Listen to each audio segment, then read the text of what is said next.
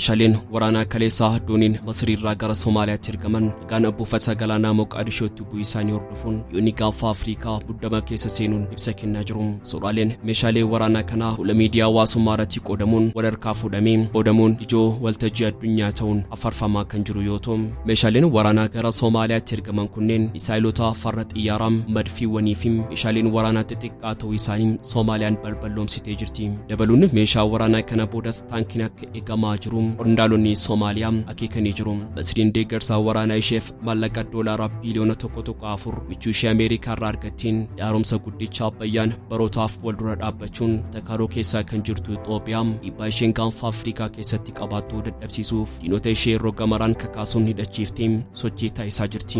Itoophiyaan dhimma kanaaf deebii kennaa jirti. Somaalilaand meeshaalee waraanaa gurguddaa kaleessaa masaanuun ishee Soomaaliyaa buufachuu hordofuun ibsa akeekkachiisaa kan kennite yoo ta'u, taateen kun nageenya gaanfa Afrikaa daran ni hammeessa jechuun akeekkachiiftee jirti. Meeshaaleen waraanaa kunneen gareewwan shororkeessitoota Al-Shabaabiif saaxilamoodha jechuunis hubachiistee jirti. Jeequmsa gaanfa Afrikaa Masriin fedhii laga Naayil irraa qabduun hammeessaa kan jirtu yoo ta'u, sochiin wal duraa duubaan baatii kana keessa ergaa bulfataa Al-Siisii fi pirezidaantiin Soomaaliyaa waliigaltee waraanaa waliif mallatteessanii mudachaa jiru gara jeequmsa hamaatti imalaa jira jedhamaatti jira. Bal'ina gabaasa kanaa toora YouTube Oromiyaa 24 News irraan qindeeffannee dhiyaanneetii jirra. Qophii keenya laayik gochuutiin jalqabaa. Yoo yaashamaar kafuun kabajamtoota dhaggeeffattoota keenya kun Oromiyaa 24 News dha. Dhiifannoolee wayitaawaa golee addunyaa gaanfa Afrikaa dabalatee kan ba'a giddu galeessa bal'inaan kan isin biraan geenyu ta'a. Kanneen yeroo jalqabaaf gara chaanaala YouTube keenyaa dhuftan subscribe gochuun maatii keenya ta'a. Qophiin keenya akka namoota hedduu bira ga'uuf like share gochuun waliif qooda. Hanga xumura odeeffannoo keenyaatti Oromiyaa 24 News waliin turtii gaarii.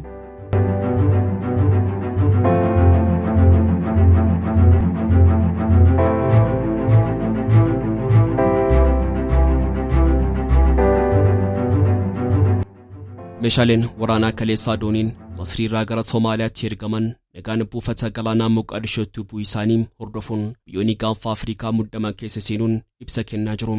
Suuraaleen meeshaalee waraanaa kanaa fuula miidiyaa hawaasummaa irratti qoodamuun walharkaa fuudhamee ijoo waltajjii addunyaa ta'uun afarfamaa kan jiru yoo ta'u, meeshaaleen waraanaa gara Soomaaliyaatti ergaman kunneen misaayilota farra xiyyaaraa, madfiiwwanii fi meeshaalee waraanaa xixiqqaa ta'uu isaanii Soomaaliyaan balballoomsitee jirti.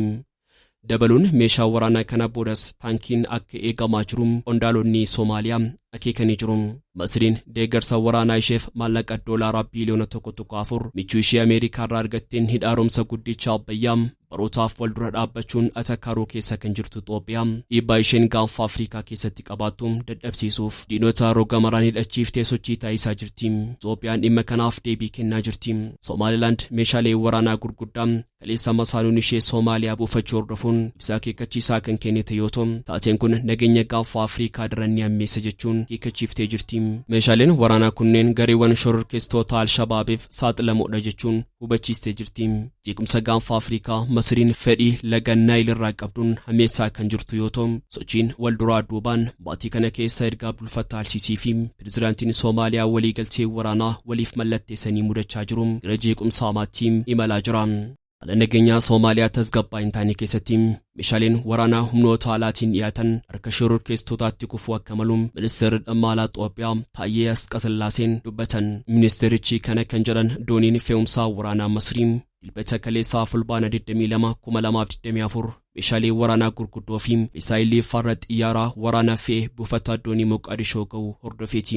Ambaasaadar Taayyeen yaa'ii waliigalaa dhaabbata mootummoota gamtoomanii 49ffaa Niwuyoorkitti gaggeeffamaa jiru cinaatti dhaabbata mootummoota gamtoomaniitti barreessituu olaantuu dhimmoota ijaarsa nageenyaa fi siyaasaa Roozmaarii Di Kaarloo waliin mari'ataniiru.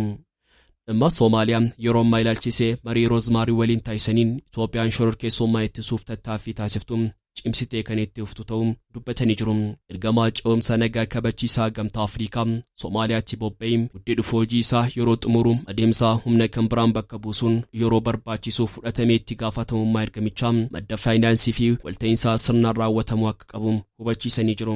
Ministeerichi haala nageenyaa hin tasgabboofne keessatti meeshaalee waraanaa humnoota alaatiin dhiyaatan harka shororkeessitootaatti kufuu mala sodaa jedhu qabaachuu ibsanii jiru. Waliigaltee tumsa waraanaa pirezidaantii Masrii Abdul Fattah Al-Siisii fi pirezidaantiin Soomaaliyaa Hassan Sheikh Mohammed gidduu irra gaame hordofee mabaatii agayyaatti xiyyaaronni waraanaa Masrii C-132 meeshaa waraanaa gurguddaa fe'anii Moqaadishoo ga'uu isaanii ni yaadatama. Sana boodas Masriin dilbata darbee si'a lammataaf meeshaalee waraanaa gurguddaa gara Soomaaliyaa erguun ishee bulchiinsa Olfiinoo bulchuu labsitee Somaalilaandis dheekkamsiisee jira.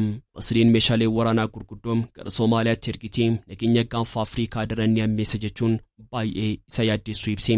Ministeerri dhimma alaa Somaalilaand ibsa baaseen bulchiinsi Moqaadishoo meeshaalee waraanaa guddaa akkasii haala bu'a qabeessa ta'een bulchuu yookiin eeguuf dandeettii waan hin qabneef meeshaaleen waraanaa kun garas ergamuu isaatiin baay'ee nu yaaddeessee jira jedhan.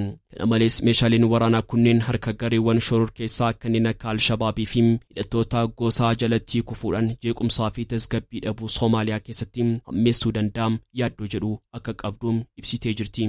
Soomaaliyaan meeshaalee waraanaa gurguddoon garaagaraa Masriirraa akka argattee fi dabalataanis yeroo itti aanu eeggachaa jiraachuun hangaan Soomaaliyaa tokko mirkaneessanii jiru.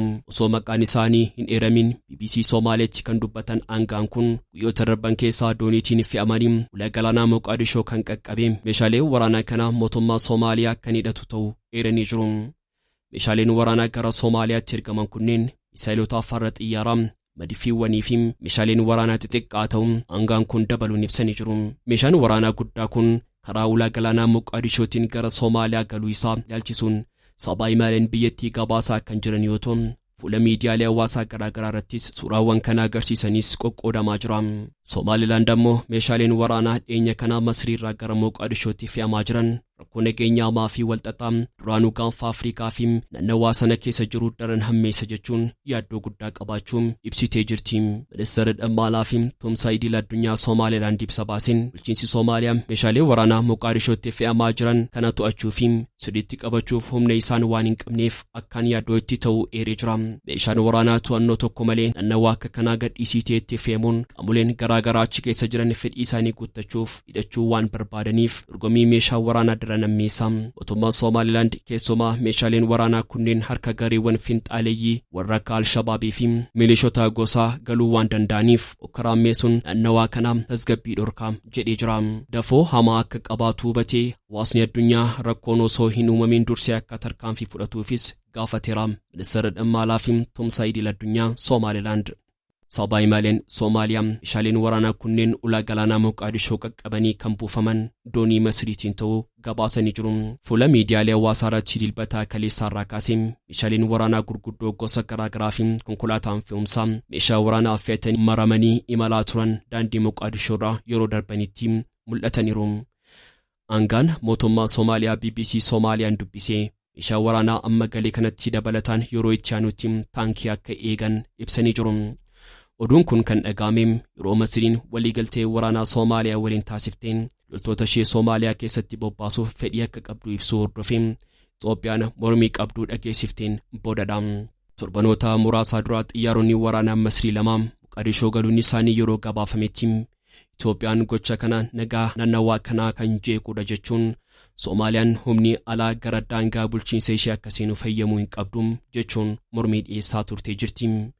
Amajjii darbee Itoophiyaan waliigaltee ulaa galaanaa argachuudhaaf ishee dandeessisuun Somaalilaand waliin walii mallatteessuun booda Soomaaliyaa waliin Atakaaroo keessaa galuun ni yaadatama.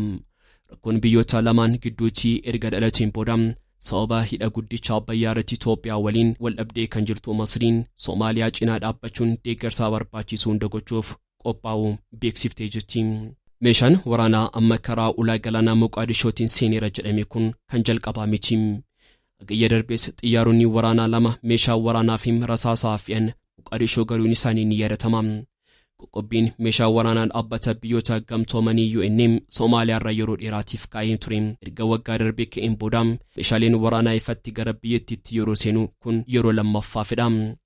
Waldhabdee Itoophiyaa fi Soomaaliyaa gidduutti dhalatee keessatti Masriin hirmaattuu ta'uun naannicha keessatti muddamaa kan uume yoo ta'u sanada waliigaltee Itoophiyaa waliin kan mallatteessite Somaalilaand wiirtuu aadaa fi mana kitaabaa daangaa bulchiinsaa ishee keessa jiru cuftee jirti. Soomaaliyaan ambaasaaddara Itoophiyaa biyya isheetii kan ariite ji'ootaan dura yoo ta'u madummaa biyya koon kan cabsuudha kan jettiin waliigalteen Itoophiyaa Somaalilaand waliin taasiftee akka kuffiftuus gaafachaa jirti.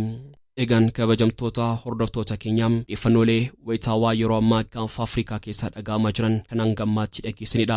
Kanneen yeroo jalqabaaf gara chaanaala YouTube keenya dhuftan subscribe gochuun maatii keenya ta'aa qophii keenya like share gochuun waliif qoodaam hanga xumura odeeffannoo keenyaatti waan nu faana turtaniif galatooma.